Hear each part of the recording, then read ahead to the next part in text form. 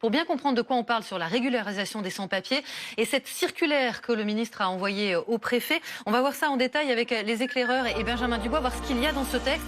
Clairement, l'idée, effectivement, Benjamin, c'est de durcir les conditions. Oui, tout à fait, Roselyne. C'est ce que souhaite Bruno Retailleau dans cette circulaire que l'on va voir. C'est un document de 3 pages qui demande donc au préfet de serrer la vis en matière de régularisation. Elle remplace la circulaire Valls de 2012 qui permettait à un étranger en situation irrégulière de demander une admission exceptionnelle au séjour pour motif familial, économique ou étudiant, à charge au préfet de l'accepter ou pas. Cette circulaire Retailleau, elle précise que la régularisation des travailleurs sans papier doit rester exceptionnelle. Voici ce qu'elle mentionne. La voie d'admission exceptionnelle au séjour n'est pas la voie normale d'immigration et d'accès au séjour. Elle doit demeurer une voie exceptionnelle. Élément très concret qui montre ce durcissement de la part de Bruno Retailleau. Désormais, il faudra avoir passé au moins 7 ans sur le territoire pour éventuellement prétendre à une régularisation. Vous le voyez, alors que dans la circulaire Valls, c'était 5 ans. Dans cette circulaire, le ministre précise aussi qu'il sera intraitable sur la maîtrise de la langue française comme élément d'intégration.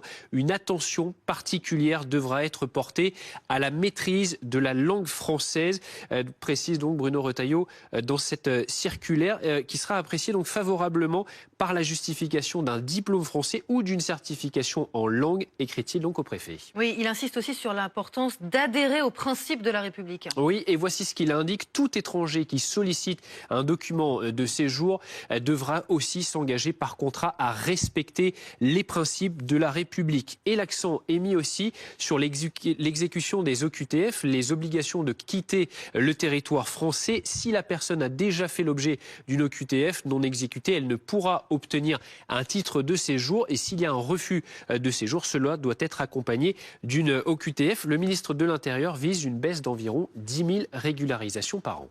Merci beaucoup, Benjamin. Le ministre de l'Intérieur, très actif, très présent. Alexis, c'est celui qu'on voit le plus avec Gérald Darmanin. Oui, il y a d'ailleurs, il y aurait beaucoup à dire sur le choix de cette communication aujourd'hui, alors que nous avons assisté hier à un discours de Gérald Darmanin présenté comme important par l'entourage du nouveau garde des Sceaux sur la politique pénitentiaire. Et on voit à quel point ce duo, qui n'est pas encore un duel, sur ces 2 ministères qui sont complémentaires, mais parfois aussi en concurrence, l'Intérieur et la Justice, ces 2 figures importantes du nouveau gouvernement de François Bayrou se concurrencent parfois sur leur présence sur le terrain.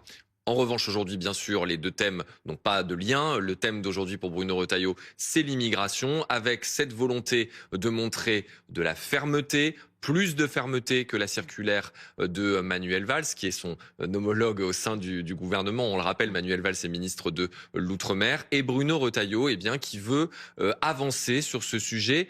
Il se sait limité par certaines dispositions, notamment légales. Dans une circulaire, il y a la possibilité d'appliquer et de faire appliquer beaucoup de choses. C'est en tout cas ce que dit l'entourage du ministre de l'Intérieur très rapidement par les préfets. Et puis ensuite, pour ce qui est des évolutions du cadre, il y avait ce projet de loi immigration, très compliqué à mettre en place dans la configuration parlementaire que nous connaissons.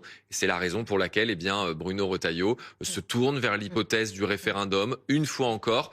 Il faut dire que la boîte de Pandore sur ce sujet a été rouverte par Emmanuel Macron lorsqu'il a surpris un peu tout le monde au moment de son allocution des vœux du 31 décembre 2024, en disant, le président de la République, qu'il proposerait des sujets à la consultation ou au référendum en 2025.